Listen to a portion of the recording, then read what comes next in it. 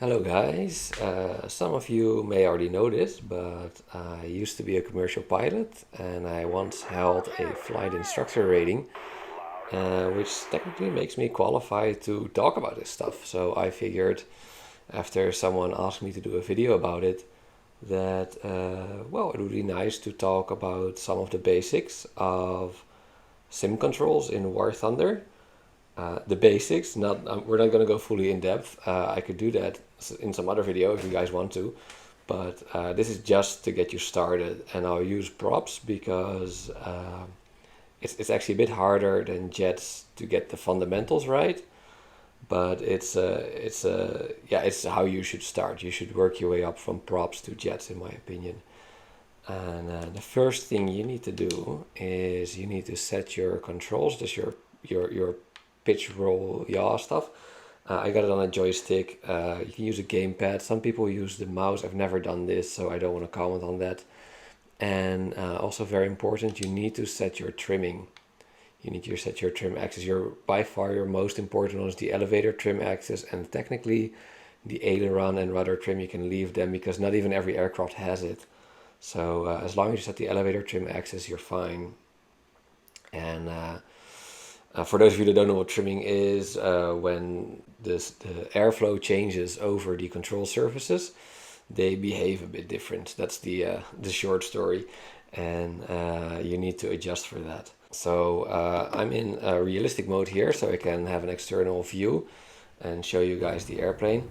But I set the controls to simulator, so you won't be able to change view in simulator mode, but for this I put it like that. You'll start with the engine off. All you have to do is increase power a little bit, and that starts the engine. So you don't have to set your mixture, you don't need to flip the ignition switch or stuff like that. It's just done automatically for you, even in simulator mode. And as you saw, the propeller turned to the right. When it's a right turning propeller, clockwise you call it.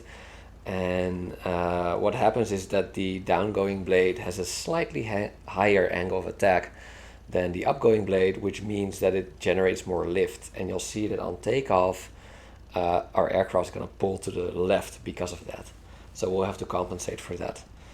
But first we'll set the flaps to take off.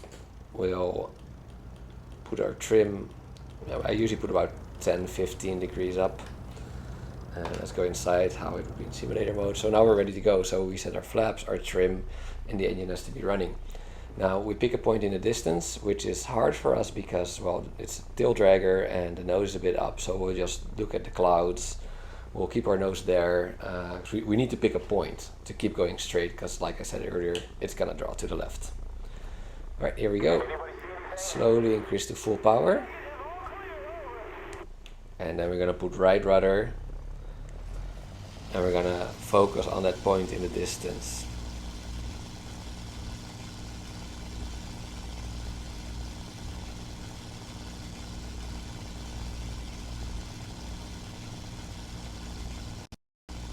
And slowly rotate. Gear up as soon as we're off the ground. And flaps up.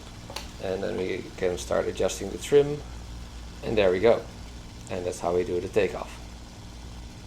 Let's talk about spins for a minute. A spin is basically when you stall. Well, one wing is stalled more than the other. Not both wings have to be stalled necessarily at the same time. And it happens a lot in turns, like this. So, turn really sharply, and I'm spinning. And I'm dead. Yeah, we want to prevent that. And the full recovery procedure in real life is power idle, ailerons neutral, opposite rudder, and nose down to recover from the stall. And that's opposite rudder from the rotation. So if you rotate right, you do left rudder. In War Thunder, a lot of times you do these tight turns at low altitude, and I'm going to show you what's going to happen if you go through the full procedure for this. I'm spinning, power idle, no opposite rudder, no, yeah, no. See, that's not gonna. So you're better off to just do ailerons neutral, opposite rudder, and slightly nose down as appropriate. So you're supposed to, in the real procedure, nose down when you've stopped the rotation, but that's just not it's not feasible in a game like War Thunder where this happens at very low altitudes. Let's go. Ailerons neutral and opposite rudder, and I'm already nosing down a bit. Yeah.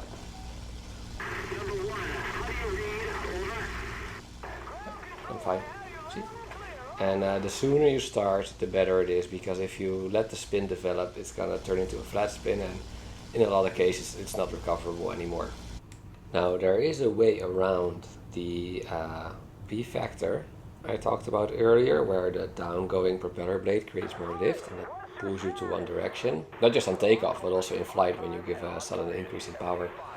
And an aircraft like the P-38 doesn't have this. And let's see if you can figure out why when I start the engine. It has so-called counter-rotating propellers. And the thing is with these propellers is because they're going in opposite directions, the P factor from each engine cancels the other one out. And there's some more engine effects like torque and everything, but those are also cancelled out.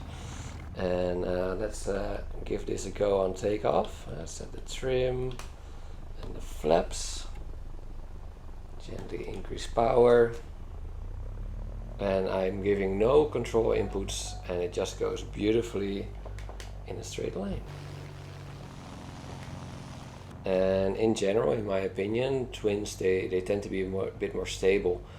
And in simulator battles, a lot of times the enemy doesn't see you're there, so yeah, having better turning performance isn't always a game breaker. In a lot of cases it is, but if you're getting started, I would actually recommend an aircraft like the P-38, simply because it's so much easier to fly.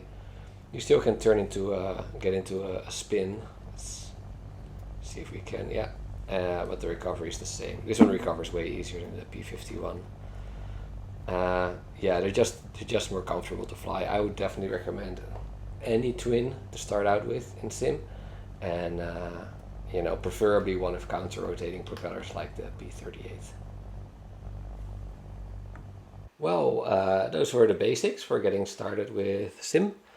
Maybe if you guys really want it, I'll do a video on jets, on the controls. It's actually way easier, but you got all the other systems to worry about.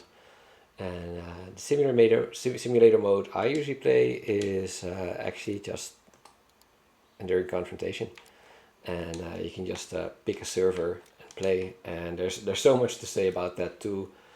If you guys really want it, I can do a video about it, and let me know in the comments what you guys think. Thanks for watching.